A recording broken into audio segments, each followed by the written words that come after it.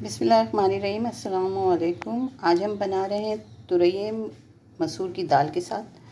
तो ये 1 कप मसूर की दाल है जिसे मैंने धो के अच्छी तरह भिगो दिया है। इसमें हम मसाले डालेंगे 1 टेबल स्पून लहसुन अदरक पेस्ट, 1 टेबल स्पून भर के लाल मिर्च, 1/4 टीस्पून धनिया पाउडर, 1/4 टीस्पून ज़ीरा पाउडर और 1/4 टीस्पून हल्दी। 1 दालचीनी का टुकड़ा है और 2 से 4 काली मिर्चें हैं, 2 लौंगे हैं, 1 बड़ी इलायची है और 1 दालचीनी का टुकड़ा है। ये गरम मसाला है। इसमें ये 3 टमाटर हैं जिन्हें काट लिया है और ये 1 पाव तुरई है। अब हम स्टार्ट करते हैं इसको पकाना। ये 1 प्याज है और इसमें हम डाल देते हैं 2 स्पून घी, ये वाले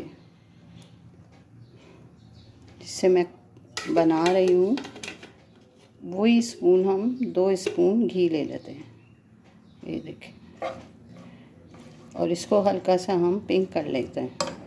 फिर इसमें हम मसाले को भूनेंगे और ये मज़ेदार सी हमारी मसूर दाल तुरई बन के तैयार हो जाएगी। प्याज हल्की हल्की पिंक होना शुरू हो चुकी है और इसमें बस अब हम मसाले डालने वाले हैं। डाल रहे हैं हम इसमें मसाले। ये 3 गोल मिर्चें, 3 टमाटर और ये मसाला। थोड़ा पानी डाल दिया इसमें, थोड़ा सा पानी और डलेगा।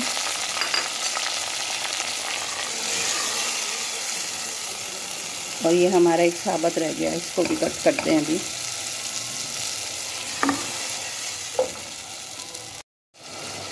अब ये थोड़ा सा पानी और टमाटर को भी कट करके वो भी इसमें डाल दें और इसको अच्छी तरह से भूनें। कुछ देर इसको हल्की आंच पे ढक्कन लगा के रख देते हैं। टमाटर सॉफ्ट होने शुरू हो चुके हैं। अभी थोड़ा टाइम लगेगा, फिर हम इनको भून लेंगे अच्छी तरह से और फिर इसमें डालेंगे हम तुरई।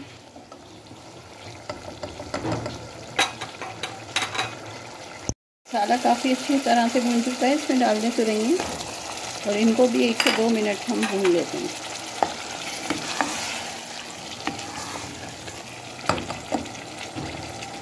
तुरइयाँ भून चुकी हैं और बस इसमें हमने मसूर की दाल डाल के इसको भी भून लेती हूँ।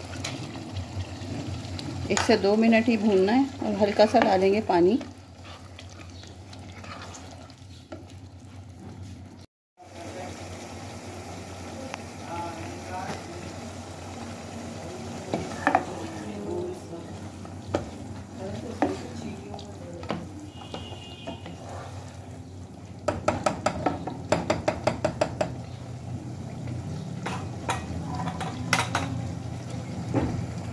दाल भी हमने भून ली है और हम अब इसमें बिल्कुल थोड़ा सा पानी डालेंगे, आधा कप के करीब। और अब इसको हल्की आंच पे आप ढक के रख दें तुरइयों के गलने और दाल के गल जाने तक।